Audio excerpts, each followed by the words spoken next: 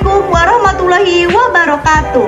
Saya Selvi Novitasari dari kelas 11 IPA 3. Di video kali ini saya akan menjelaskan salah satu perjuangan diplomasi bangsa Indonesia dalam mempertahankan kemerdekaan, yaitu Perjanjian Linggarjati.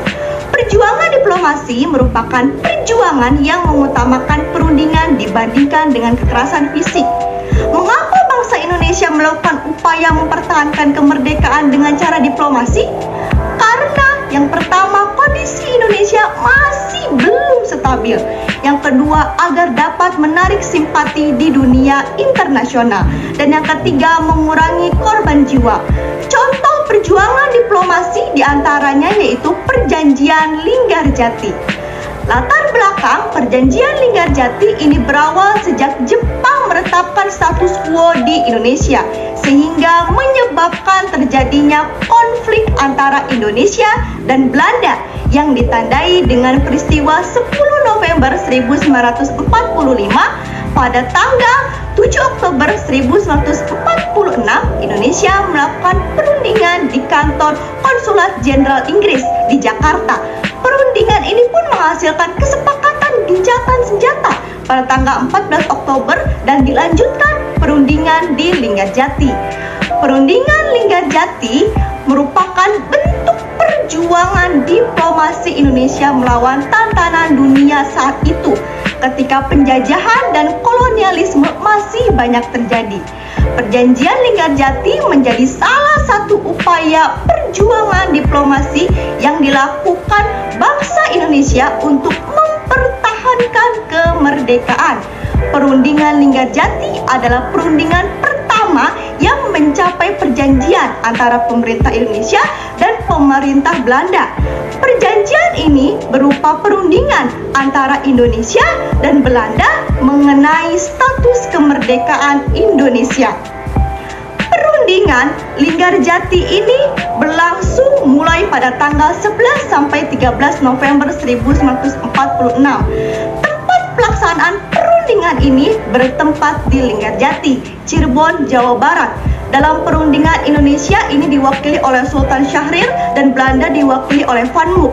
Isi perjanjian Linggarjati adalah yang pertama, Belanda hanya mengakui secara de facto atas kekuasaan RI yang meliputi Jawa, Madura, dan Sumatera. Dan yang kedua, RI dan Belanda bersama-sama membentuk negara Indonesia Serikat dengan nama Republik Indonesia Serikat atau RIS. Dan Indonesia merupakan salah satu negara bagiannya. Dan yang ketiga, negara Indonesia Serikat dan Belanda akan membentuk Uni Indonesia Belanda yang diketuai oleh Ratu Belanda. Hasil perundingan ini disebut sebagai Perjanjian Linggarjati yang didatangani dan disahkan di Istana Rijswijk atau Istana Merdeka pada tanggal 25 Maret 1947. Sebenarnya hasil perundingan ini merupakan merugikan Indonesia. Bagaimana tidak?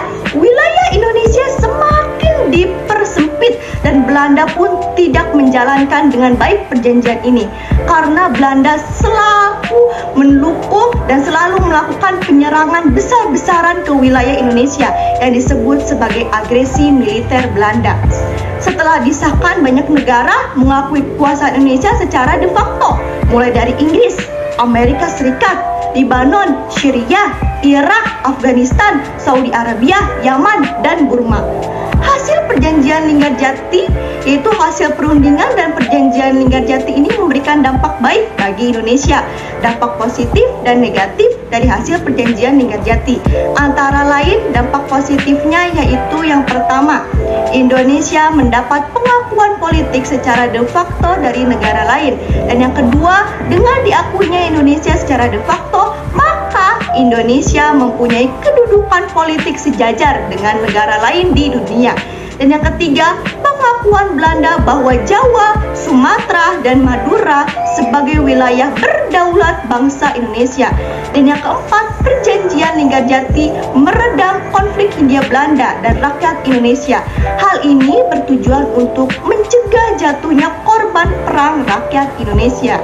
Sedangkan dampak negatifnya yaitu yang pertama, perundingan dan hasil perjanjian Linggarjati ini dianggap banyak kalangan sangat merugikan Indonesia karena wilayah kekuasaan Indonesia yang berdaulat sangat kecil dan terbatas. Dan yang kedua, Indonesia harus mengikuti dan bergabung menjadi negara persemakmuran di bawah kerajaan Belanda dengan Ratu Belanda sebagai ketuanya.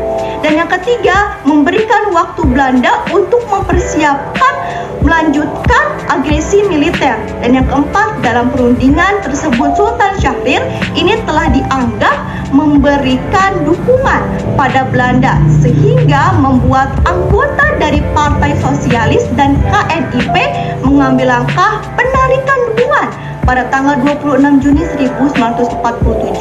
Tokoh Perjanjian Linggarjati.